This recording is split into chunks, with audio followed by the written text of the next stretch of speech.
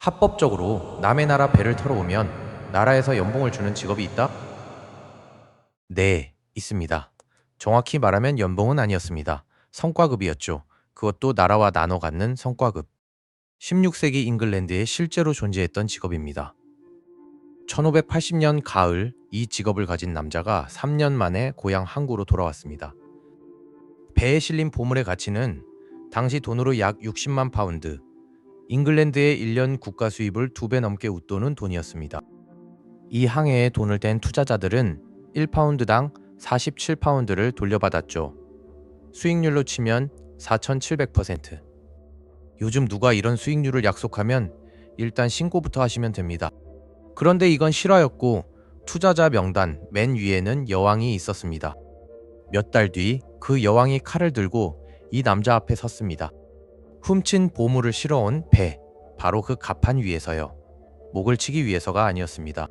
이야기는 1558년에 시작됩니다. 25살의 엘리자베스 1세가 잉글랜드의 왕관을 물려받았습니다. 왕관과 함께 물려받은 게 하나 더 있었는데 그건 바로 빚이었습니다. 인구 300만의 변방 섬나라. 금고는 비어 있었고 제대로 된 함대를 유지할 돈도 없었습니다. 바다 건너 스페인은 정반대의 고민을 하고 있었습니다. 돈이 너무 많아서 문제였죠. 남미 식민지의 포토시 은광에서는 당시 전 세계 은의 절반이 넘는 양이 쏟아져 나왔고 그 은을 실은 배들이 줄지어 대서양을 건넜습니다. 펠리페 2세의 연간 수입은 잉글랜드의 10배 안팎, 당대 유럽에서 스페인과 정면으로 맞설 수 있는 나라는 없었습니다. 두 나라의 악연은 개인적이기도 했습니다. 펠리페 2세는 잉글랜드 전 여왕의 남편, 그러니까 엘리자베스의 형부였습니다. 언니 메리 1세가 죽자 그는 25세 새 여왕에게 청혼했고 거절당했죠. 가톨릭 제국의 수호자와 프로테스탄트 섬나라의 여왕, 종교도 이해관계도 감정도 어긋난 사이였습니다. 이 체급 차이 앞에서 전쟁은 자살 행위였고 무역 경쟁은 애초에 성립하지 않았습니다. 그런데 엘리자베스의 눈에 한 가지 사실이 들어옵니다. 스페인의 심장을 뛰게 하는 그 은이 전부 배로 운반되고 있다는 것. 아메리카에서 유럽까지 그 먼 바다 위를 말이죠. 그리고 16세기의 바다에는 국경도 CCTV도 없었습니다. 그래서 잉글랜드가 꺼내든 답은 바로 해적이었습니다. 그 해적들 중 한 사람의 이름이 프랜시스 드레이크였습니다. 훗날 스페인이 가장 이를 갈게 되는 이름이죠. 하지만 그 악연의 시작은 뜻밖에도 장사였습니다. 1568년 20대의 드레이크는 친척 존 호킨스의 선단에서 아프리카 노예를 스페인 식민지에 팔아넘기는 밀무역을 하고 있었습니다. 지금 기준으로도 당시 스페인 법으로도 떳떳할 것 없는 장사였죠. 그해 멕시코의 산후안데 울루아 항구. 폭풍을 피해 정박해 있던 이 선단을 스페인 함대가 기습합니다. 배 대부분이 불타거나 납포됐고 동료들은 죽거나 붙잡혔습니다. 드레이크는 간신히 몸만 빠져나와 잉글랜드로 돌아왔죠. 빈털터리가 된 젊은 뱃사람은 이날 평생의 목표를 정합니다. 스페인에게 받은 걸 이자까지 쳐서 돌려주겠다. 마침 잉글랜드에는 그런 원한을 품은 뱃사람이 드레이크 하나가 아니었습니다. 그리고 왕실에는 이들을 써먹을 제도가 있었죠. 사략 특허장. 적국의 배를 공격해 빼앗는 행위를 국가가 공식 허가해주는 문서입니다. 민간인이 이 종이 한 장을 받으면 합법적인 약탈업자, 사략선원이 됩니다. 조건은 하나, 노획물의 일부를 왕실에 바칠 것. 국가는 돈 한 푼 안 들이고 함대를 얻고 선원은 나라의 보증 아래 해적질을 하는 겁니다. 사람들은 이들을 바다의 개들이라 불렀습니다. 여왕이 그 중에서도 드레이크를 주목한 데는 이유가 있었습니다. 1573년 파나마에서 그는 스페인의 은 수송대를 육지에서 급습합니다. 노새 등에 실려 이동하던 은을 통째로 털었는데 양이 너무 많아 다 싣지 못하고 일부는 땅에 묻어두고 돌아왔을 정도였죠. 스페인 쪽에서 드레이크라는 이름은 이때부터 재난의 다른 말이 됩니다. 엘리자베스에게 드레이크는 그 중에서도 가장 이빨이 날카로운 개였습니다. 한 남자의 사적인 복수심이 이렇게 국가 전략의 부품으로 승격됩니다. 1577년 겨울, 드레이크는 배 5척과 선원 160여 명을 이끌고 플리머스를 떠납니다. 공식 명목은 탐사 항해. 그런데 이 항해에는 묘한 구석이 있었습니다. 그 사략 특허장이 없었거든요. 서류상 드레이크는 그냥 탐험가였고 여왕은 이 항해와 아무 상관없는 사람이었습니다. 물론 장부 뒤편은 달랐습니다. 여왕은 익명의 투자자로 이 항해에 돈을 넣어 두었습니다. 잘 되면 지분만큼 챙기고 잘못되면 짐은 모르는 일이오 하면 그만인 구조였죠. 여왕의 이중 플레이입니다. 다만 출항 전 여왕이 드레이크에게 했다는 말은 기록에 남아 있습니다. 스페인 왕에게 그동안 당한 모욕들을 기꺼이 갚아주고 싶소. 항해는 지옥이었습니다. 폭풍과 반란과 괴열병 속에 배가 하나씩 떨어져 나갔고 남미 남단을 돌아 태평양에 들어섰을 때 남은 건 드레이크의 골든 하인드호 한 척뿐이었습니다. 그런데 바로 그 태평양이 노다지였습니다. 스페인이 자기 집 앞마당으로 여기던 바다라 이쪽의 배와 항구들은 사실상 무장조차 하지 않고 있었거든요. 1579년 3월 드레이크는 이 바다 최대의 사냥감을 따라잡습니다. 페루의 은을 파나마로 실어 나르던 보물선 누에스트라 세뇨라데라 콘셉시온. 스페인 선원들이 붙인 별명은 카카푸에고였는데 점잖게 옮기면 불을 싸지르는 배라는 뜻입니다. 정작 본인은 별명값도 못 해보고 이렇다 할 저항 없이 납포됐습니다. 실려있던 건 은 26톤과 금, 그리고 은화가 가득 든 상자 13개. 다른 배로 옮겨 싣는 데만 며칠이 걸렸습니다. 1580년 9월 골든 하인드호가 3년 만에 플리머스로 돌아옵니다. 지구를 한 바퀴 돌아서요. 마젤란 원정대에 이은 역사상 두 번째 세계 일주였지만 사람들의 눈을 뒤집어 놓은 건 항해 기록이 아니라 배짐이었습니다. 약탈품의 총 가치, 당시 돈으로 약 60만 파운드. 오늘날 물가로 환산하면 계산법에 따라 크게 갈리는데 적게 잡아도 한화로 수천억 원, 국력 대비로 따지면 조 단위까지 뛰는 액수죠. 그런데 그 시절 감각으로 가장 와닿는 비교는 따로 있습니다. 잉글랜드가 1년 동안 나라를 통째로 굴리는 데 쓰는 돈, 그 전부의 2배였습니다. 여왕은 자기 몫으로 나라의 외채를 전부 갚고 남은 돈은 새 무역회사에 투자했습니다. 훗날 경제학자 케인스가 영국 해외 투자의 원천이라 부른 돈입니다. 스페인이 가만히 있을 리 없죠. 펠리페 2세가 잉글랜드에 요구합니다.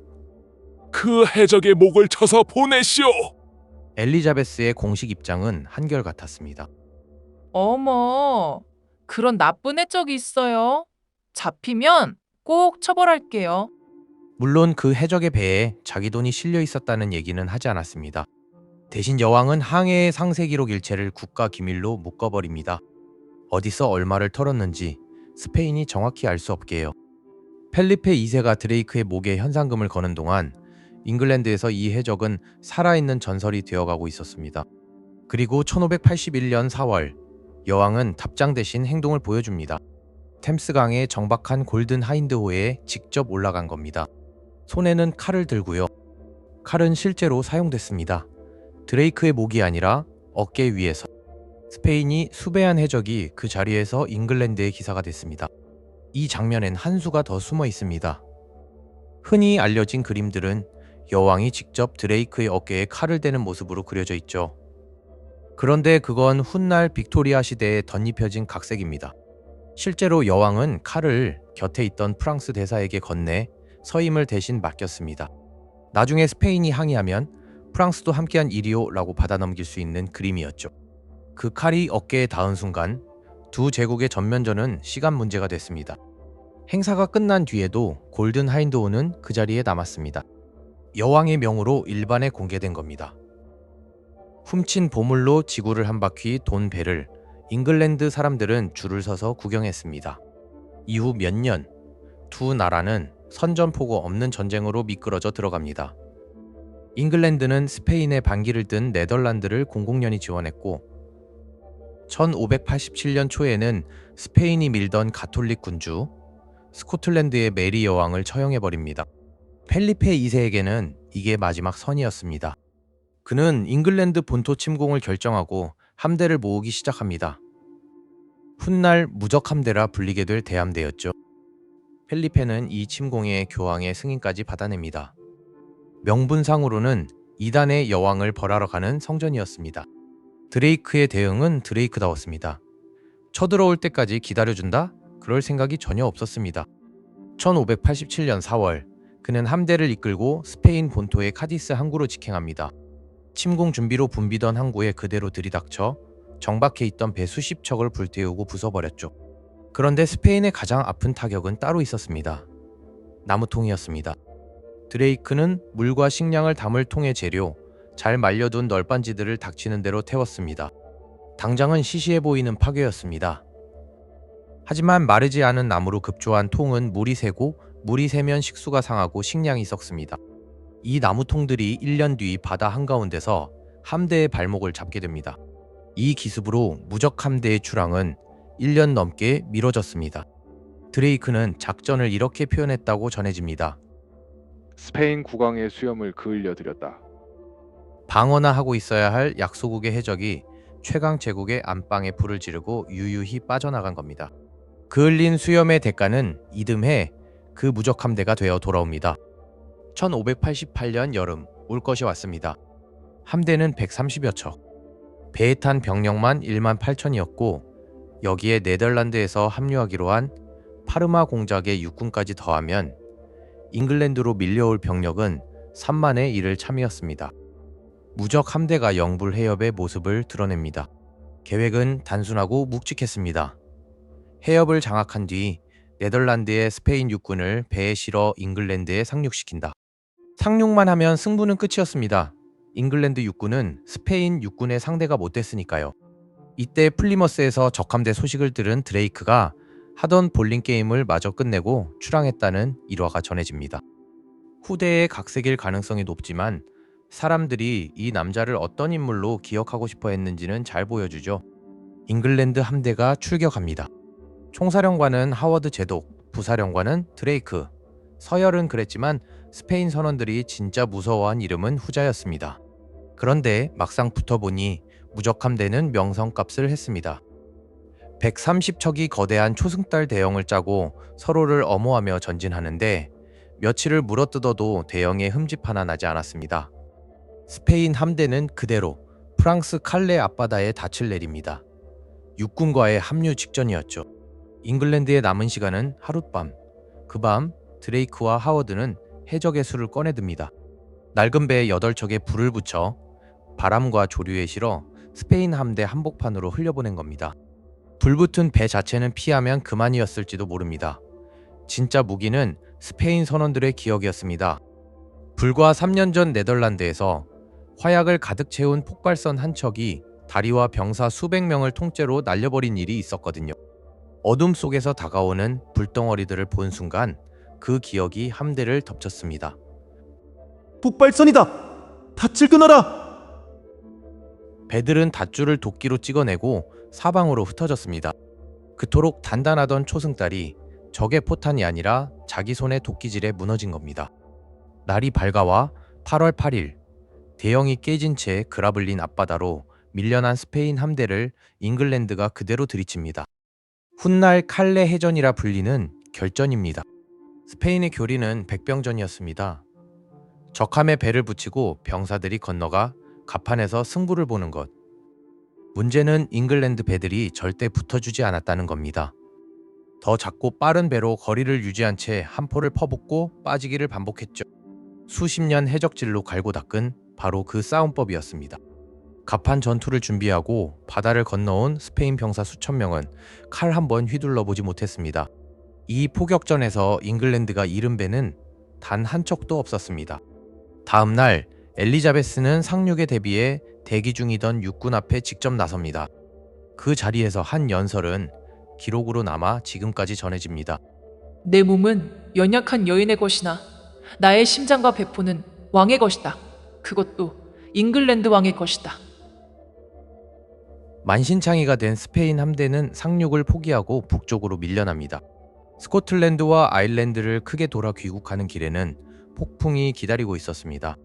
상한 물과 썩은 식량, 카디스에서 불탄 나무통의 청구서까지 함께요. 스페인으로 돌아간 배는 절반 남짓이었습니다. 잉글랜드는 승리 기념 메달에 이렇게 새겼습니다. 신께서 바람을 일으키시니 그들은 흩어졌다.